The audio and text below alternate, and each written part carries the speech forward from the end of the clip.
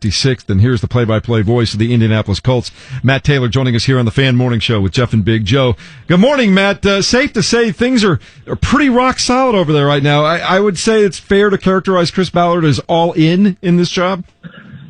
Yeah, I mean, right now you got to love the place the Colts are in right now. I mean, you rewind this time last year, and we're singing a completely different tune in terms of, Andrew Luck still is not throwing yet. 3 new coordinators, first-time head coach, all these rookies coming in.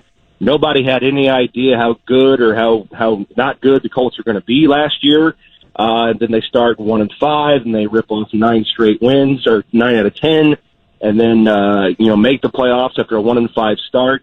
This year, expectations are there. A lot of people have the Colts as a top 10 team. I've seen a lot of publications where they're a top 5 team. So, it's a really good spot to be in right now for the Colts, and a healthy Andrew Luck, a great head coach, and a solid GM will do that for you.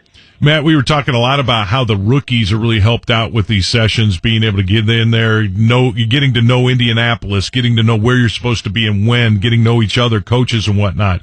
But let's start with Funchess and Houston, 2 veterans that are really going to have to unlearn what they've learned and then and be a part of this system. How quickly have they adapted to the surroundings here in Indianapolis? Well, so far so good. I mean, it's a really small sample size, but based off of what we saw last week, and we're going to see them again today, the second OTA session that's open to the media. Last week they were really good. I mean, Justin Houston had really good get-off. Didn't look like a fish out of water at all in terms of putting his hand down in the dirt and coming off the edge in a 4-3 as compared to a stand-up linebacker in a 3-4 defense. Devin Funchess maybe made the play of the day offensively last week with a great over-the-shoulder catch.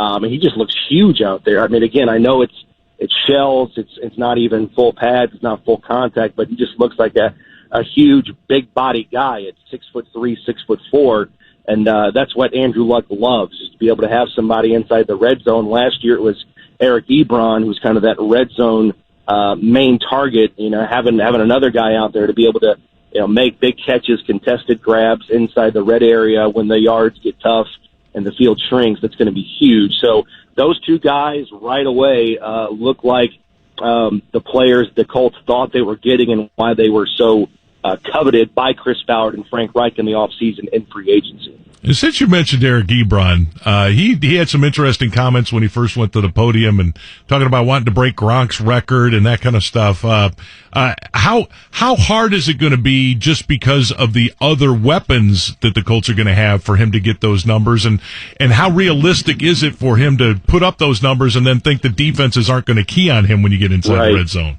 Yeah, we were actually talking about that the other day. Eric Ebron might have more catches, but less touchdowns because of how he may or may not be used next season. And I think that's kind of a question mark, and a good question mark going into the season is how will Paris Campbell, how will Devin Funchess, their presence and their usage affect Eric Ebron? Because last year, Eric Ebron, he didn't play as many snaps as Jack Doyle when he was healthy. And then later in the season, when they kind of used Mo Alley-Cox as the main blocker instead of Jack Doyle, Mo was playing more snaps than Ebron. Like I said, Ebron was kind of like the third down red zone specialist, and it just happened. It just worked out that he was making so many catches, impactful grabs, going for first downs, obviously getting in the end zone. He had 14 touchdowns last year in the regular season. Receiving broke a Colts franchise record for most touchdowns in a single season by a tight end, breaking Dallas Clark's record. So I think he may be used a little bit differently this season. I don't think that's a bad thing because I think you have more weapons on the perimeter like Paris Campbell, like Devin Funchess. I think Nyheim Hines is getting ready to explode. Same thing with Marlon Mack. He's a threat out of the backfield, not only running the ball but catching the ball. So I think his catches might be up, but touchdowns may be down, and he's going to be disappointed about that because he loves to find the end zone and do his touchdown dances. But I think overall for the health of this offense, it may be a good thing because they just have more threats because of what they were able to do in free agency and through the draft. Matt Taylor, voice of the Colts, joining us here on FM 107.5, 1070 The Fan. How many touches a game do you think Marlon Mack is going to get this year? Man, that's a really good question. Touches-wise, I think he's proven that he can be a third down back. He really improved last year in pass protection, which was kind of a bugaboo for him in his rookie season. So I think he's more than capable of being an 18 to 22 touch guy.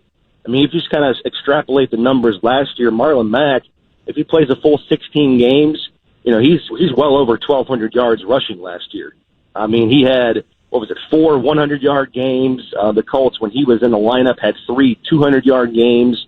So the running game this year is really a focal point for Frank Reich. He's talked about it all off season. He wants to be a top 7, top 5 rushing team in the NFL. So if you couple that with the Colts' ability to throw the ball and distribute the ball and kind of be democratic with it, we just kind of talked about all the weapons that Andrew Luck has. And, by the way, T.Y. Hilton is going to be healthy. He's going to come back healthy for next season. So just that threat of play action on any down with Marlon Mack in the lineup and his ability to catch the ball out of the backfield is really going to help this offense. And I think offensively, in totality, you could be looking at a top 5 offense. But if you have a top 5 rushing team with Marlon Mack, he proved he can be a patient runner, the entire offensive line is coming back. I mean, you just kind of go back to your first statement, your first question to me. It's great to be a Colt right now, and the healthy state of this team, both offensively and defensively, is why expectations are so high, specifically on the offensive side of the ball. Well, Matt, it wouldn't be a conversation about the Colts this week if we didn't bring up Gerald McCoy. He is the current top free agent out on the market that seemed to a guy that would fit not only in the 3-4, but also the kind of guy that Chris Ballard likes. Price tag could be a problem, but how comfortable right now is Chris Ballard with his defensive front line? Everybody's been talking about that, the lack of beef up front. And I just go back to last year. You kind of point to a shift in philosophy or a shift in preference on who they want up front. And, at the midway point of the season, week 8, Al Woods essentially got demoted. And Marcus Hunt started playing 3 technique. He even started playing nose tackle. The closest thing they had to another big body in the offseason was Hassan Ridgeway.